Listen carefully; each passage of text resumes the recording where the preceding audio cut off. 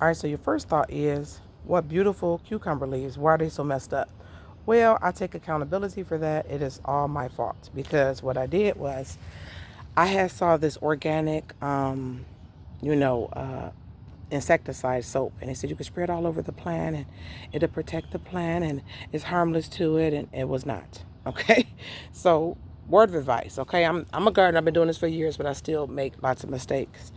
Even if it's organic and you get it from a little farm stand, and oh, you're trying to support, still just test it out on one of your plants because it's recovering. There were some leaves worse than this. I actually had to get them off, kind of prune them off.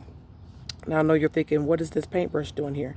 I'm about to artificially inseminate these cucumbers. Yes, I am. Sometimes the bees don't get over here. There's too many wasps over here, and wasps eat like a lot of the wild bees. So how you could tell the female flower from the male flower, the female flower has fruit there. See that little baby cucumber down there? That's a baby cucumber like this one did. Hopefully it got pollinated.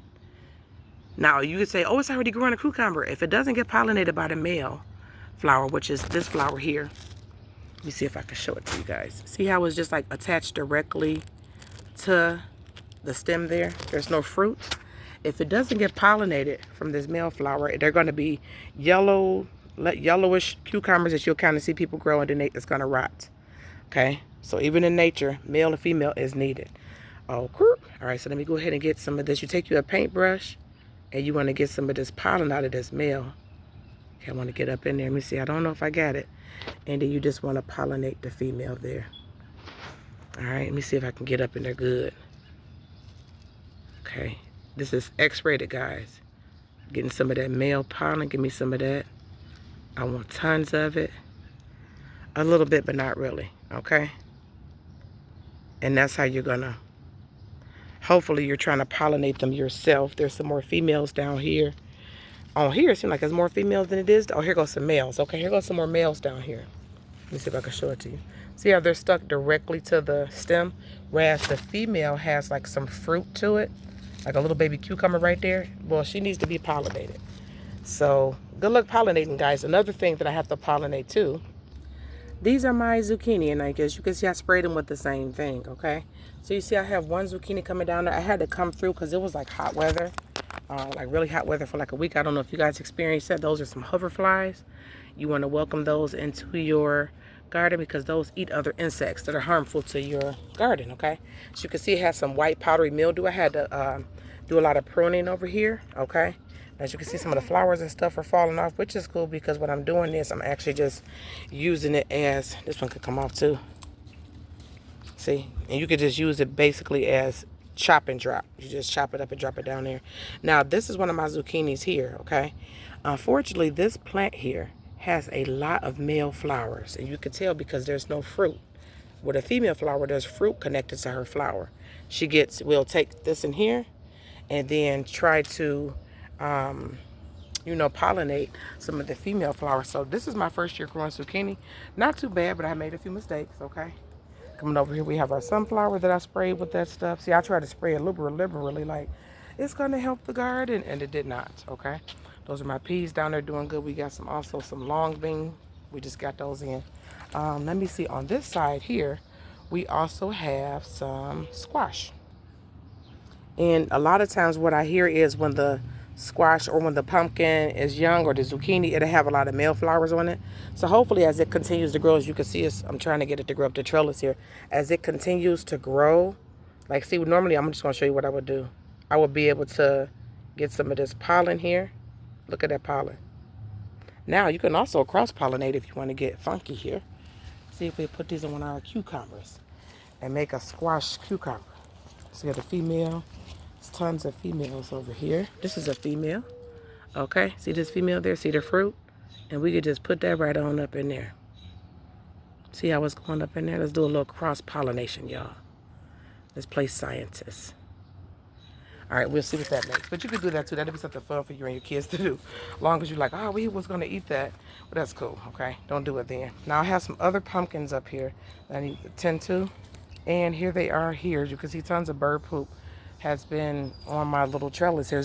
It goes all the way up, and it's been just sitting there, I guess, using it as a little table or just, you know, a little resting spot. So you can see these are tons and tons of flowers that need to be pollinated. Again, we want to look and make sure we see any ends. These are a lot of male plants. What is going on? A lot of male energy in my... What is happening with the females? We have to look for the female. Now see these right here. These will start to get powdery mildew, so I need to get out here with these as well. I did not plant these. This was what you would consider a weed, because a weed is anything growing where you didn't plant. Okay, see, I have to kind of pull those out so it can get some air, because this will start getting that powdery mildew. So see, these are all male plants. You can see there is no fruit there, but they're wide open. Okay, they ready, like, hey, seems like you're ready. They ready. Wait, like, where the hoes at? In the garden. You know what I'm saying? Because hoeing ain't easy in the garden. You know what I'm saying? You know, we use a hoe. There's a tool called a hoe. So that was a little gardening joke. All right, if you didn't get it, you know, God bless you. Learn how to have a sense of humor. So as you can see, these are pumpkins, and this is actually from an heirloom pumpkin that I had got.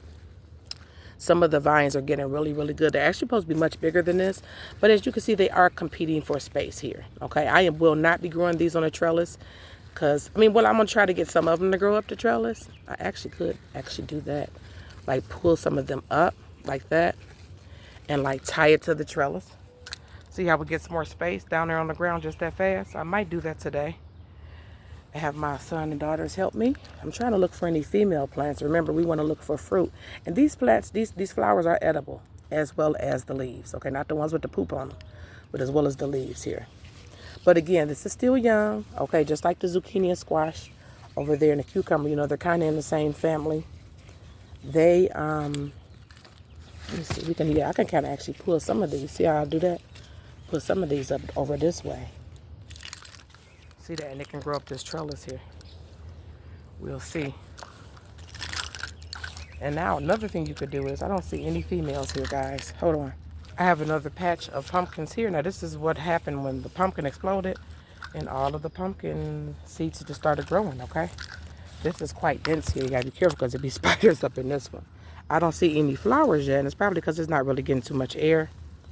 Yeah, it's not. Well, you can see they starting to bud, okay? So I have to kind of probably get over here, see how they should have been weeded out. But I just kind of left them like this just to see which one would grow and which one wouldn't, okay? It's okay to experiment in gardening too, unless spontaneous things happen. So this was something I didn't plant. I did plant some squash, but I planted them intentionally in the back there. These just planted themselves. But if I do not get any air flow going in here, this will start getting all powdery mildew. And I know because the ones I actually did plant last year, that started happening to them as well. I don't think I planted those up here either, not in this particular spot. This spot just likes to grow pumpkins here. See, this one is a pretty strong one here. You can see it's kind of like, well, some people say that this is always, you know, competing for nutrients. Well, that's nature. That's what happens in nature, okay? This was to happen in nature. Whichever one was going. Look at slugs over here, too. Having a great time. We don't want that over there. So, I mean, I could get out here. I will get out here and kind of get some airflow through here by tying them up. Getting some of them, like, spread it out like this so we can get some air up in there. Airflow. All right. See how I just did that? Spread it out because it's going to start vining. You guys know this is pumpkin. It's going to start vining. So this one is developing a few flowers. And that's just something I did not even plant, which is crazy to me. They just started coming. Now these I planted. We got them from the swamp. The creek up there, it didn't happen. So hopefully, as it keeps growing, okay, all of those male flowers, I have some of these ones that are budding. Hopefully some of these will turn into female flowers and I can get them pollinated, guys. So we can have us some pumpkins. And as you can see, these Japanese beetles have been tearing up my radishes.